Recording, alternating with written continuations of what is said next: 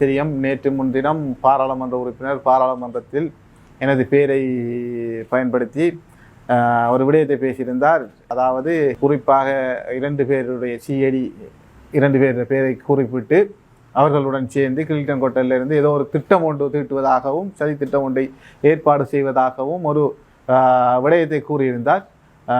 அந்த விடயம் தொடர்பாகத்தான் இன்று எங்களுடைய ஊடக சந்திப்பு ஒன்று ஏற்பாடு பண்ண இருந்தது. காரணம் என்னென்னு சொன்னால், நான் நினைக்கிறேன் அவருக்கு ஒரு சவால் விடுவதற்கான ஏற்பாடு தான் இந்த ஊடக சந்திப்பில். ஏனென்றால் அவருடைய சிறப்புரிமையை பயன்படுத்தி பாராளுமன்றத்தில் பேசியிருக்கிறார். இது நான் நினைக்கின்றேன் பொதுவாக சிலருக்கு சிறப்புரிமை சம்பந்தமான விடயம் என்பது தெளிவில்லாமல் இருக்கின்றது. ஏனென்றால் சிறப்புரிமையை பயன்படுத்தி பாராளுமன்றத்தில் எதையும் யாருக்கும் பேசலாம், அதற்கு எதிரான எந்தவித சட்ட நடவடிக்கையும் எடுக்க முடியாது என்பது சிலருக்கு தெளிவாக தெரிவதில்லை.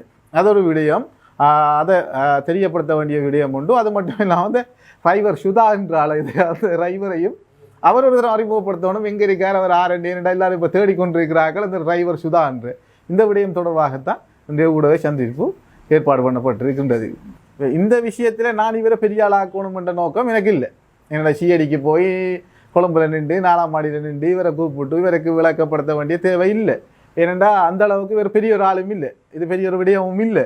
இருந்தும் நான் ஒரு தெளிவுபடுத்தல் ஒன்றை கடிதம் எழுத வேண்டியிருக்க இந்த சட்டத்தரணி ஊடாக போலீஸ் மாதிரிக்கு இது சம்பந்தமாக ஒரு விசாரணையை செய்ய வேண்டும், இது உண்மைத்தன்மை என்பதனை வெளிப்படுத்த வேண்டும் என்பது சம்பந்தமாகத்தான் கடிதம் ஒன்று எழுதுவதற்கான சந்தர்ப்பம் ஒன்று இருக்கின்றது. நான் நினைச்சு கொண்டிருந்த இவ்வளவு காலமும் பாராளுமன்ற உறுப்பினர் சாணிக்கிறேன் என்றால் பாராளுமன்றத்தில் பேசுகிற விஷயம் எல்லாம் உண்மைன்னு தான் நான் நினைச்சு கொண்டிருந்தேன். எந்த விஷயம் வந்ததுக்கு பிறகு தான் எனக்கு தெரியுது இது ஒரு பொய்யான விடயம் உண்டு. ஏனென்றால் நான் கிளின்டன் கோட்டலுக்கு போனதும் இல்லை, என்ற டிரைவர் சுதா என்றதும் இல்லை. இந்த சுதா என்றால் ஆரெண்டு இப்போ அவர்கிட்ட கேட்குறதா இந்த ஊடக சந்திப்பினுடைய முக்கிய ஏற்பாடு. ஏன்னா அந்த டிரைவரை பார்க்கணும் யாரெண்டு. கிளின்டன் கோட்டலுக்கு போயிருந்தா இப்போ இது ஒரு முக்கிய, அதாவது இவர் இந்த நாட்டினுடைய அரசாங்கத்துக்கு தகவல் வழங்குவதாக இருந்தால் தெளிவான தகவலை வழங்க வேண்டும்.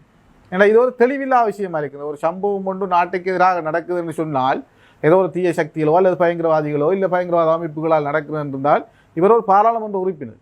இவர் முதல் என்ன செய்யணும், இப்படி சம்பவத்தை அறிஞ்சிருந்தால் இவர் ஒரு முறைப்பாடை செய்திருக்கணும். முறைப்பாடை செய்து அந்த முறைப்பாடை என்ன செய்திருக்கணும், அந்த முறைப்பாடு ஊடாகத்தான் மற்ற விசாரணை மேற்கொண்டிருக்கணும். அல்லது இவர் அந்த மாவட்டத்துக்கோ அல்லது மாகாணத்துக்கோ பொறுப்பான போலீஸாருக்கு அறிவித்தலை கொடுத்திருக்கணும்.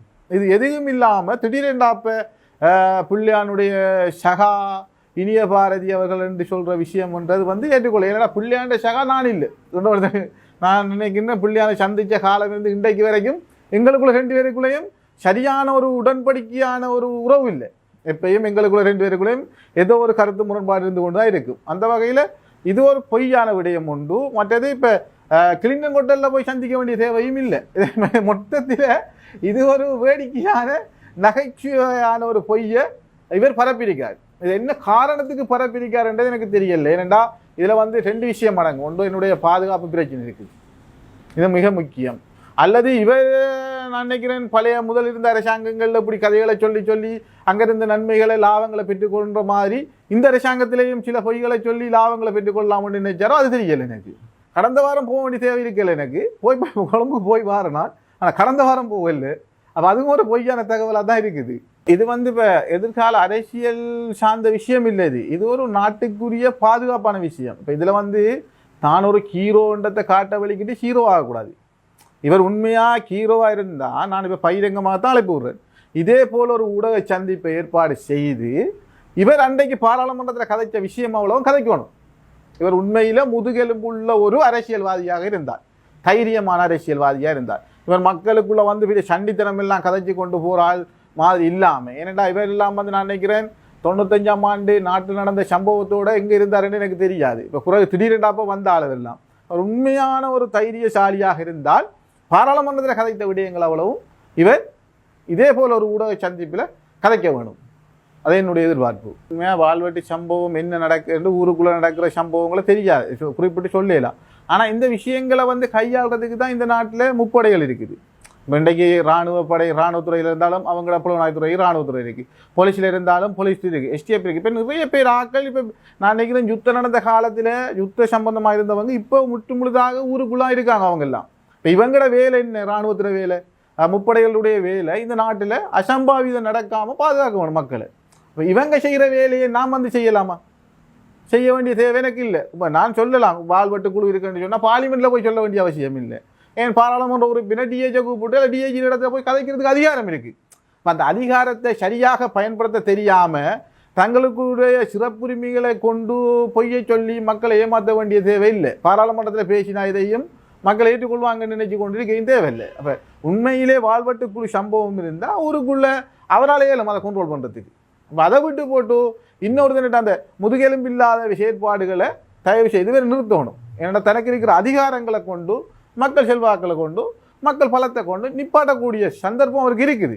ஏன் அவர் இன்னொரு ஆள் நாடுறாரு? இன்னும் ஏன் பொய்யான விஷயங்களை சொல்லி கொண்டு போகிற ஊருக்குள்ள அண்ணன் தம்பி பக்கத்து வீட்டுக்கார அடிபிடி படுவான், கத்தியை கொண்டு வருவான், இன்னொரு கொண்டு வருவான், சண்டை பிடிப்பான். உண்மையிலே எங்கட பிரதேசத்துக்கு எங்கட மாகாணத்துக்கு இன்னும் மாவட்டத்துக்குள்ள இன்னும் மாவா குழு கொண்டு உருவாகி ஒரு பிரச்சனை நடந்தது நாங்கள் இன்னும் இதுவரைக்கும் எங்கேயும் பதிவு செய்யப்பட்டது இல்லையே. பதிவு செய்யப்பட்டிருந்தால் ஆவா குழுவென்றால் தெரிஞ்சிருக்கும். அப்போ விசாரணை ஒன்று நடத்துக்கிறாங்கண்ணே, போலீஸில் விசாரணை நடக்கும்.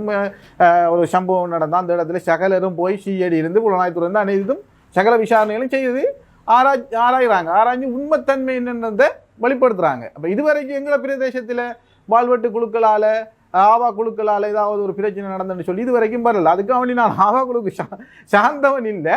ஆனால் பிரச்சனை இருந்தால் அதை நாட வேண்டிய செய்ய வேண்டிய ஆக்கள் முப்படையினர், அவங்கள கையில் பாரத்தை கொடுக்கணும். ஒரு பாராளுமன்ற உறுப்பினர் தன்னுடைய சிறப்புரிமையை பயன்படுத்தி பாராளுமன்றத்தில் பேசுவதற்கு எதிராக எந்த சட்ட நடவடிக்கையும் எடுக்க இயலாது. இதில் தெளிவாக இருக்க வேண்டிய இதை கட்டாயம் ஊடகம் என்ற முறையில் நீங்கள் இதை பகிரங்கப்படுத்த வேண்டி இருக்குது. ஏனென்றா இது நீங்கள் மக்களுக்கு செய்ய வேண்டிய பெரிய கடமைப்பாடும் பொறுப்பும் இருக்குது. மக்கள் நினைக்கிறாங்க என்னன்னு சொன்னால் பாராளுமன்றத்தில் பேசினா எல்லாம் சரி என்று சொல்கிறாங்க. இல்லை, ஆனால் பாராளுமன்றத்தில் எழுதப்பட்ட சட்டத்தில் இருக்குது, அதாவது அங்கே பேசப்படுறதுக்கு எதிராக எவரும் சட்ட நடவடிக்கை எடுக்க இயலாது. அந்த அதிகாரத்தை கொண்டு அந்த சட்ட அந்த பலப்பை கொண்டு இவங்க என்ன செய்கிறாங்கன்னு சொன்னால் மக்களை ஏமாளியாக்குறதுக்காக, மக்களை ஒரு மடையனாக்குறதுக்காக, தாங்க ஒரு சண்டியனாகவும் தாங்க ஒரு பெரிய ஒரு ஆளாகணுன்றதுக்காக வேண்டி நிறைய யோக்கர்மார் பாராளுமன்றத்தில் இப்படியான விஷயங்களை பேசுகிறாங்க. அப்போ அந்த வகையில் தான் இப்போ இவரும் ஒரு விஷயத்தை பேசியிருக்காரு, இவருக்கு தெரியும். இப்போ அதுக்கு தான் இவருக்கு தெரியும் என்னென்னு சொன்னால் இந்த இடத்துல எதுவும் செய்ய இயலாது. அடிக்கடி பிள்ளையான்ட்டு வராங்க பார்லிமெண்ட்டில் போனால். இப்போ இந்த தினம் தான் இப்போ இந்த பேரை கொண்டு வந்திருக்காரு. இப்போ இதுலேயும் நாங்கள் சும்மா விட்டு போக இயலாது.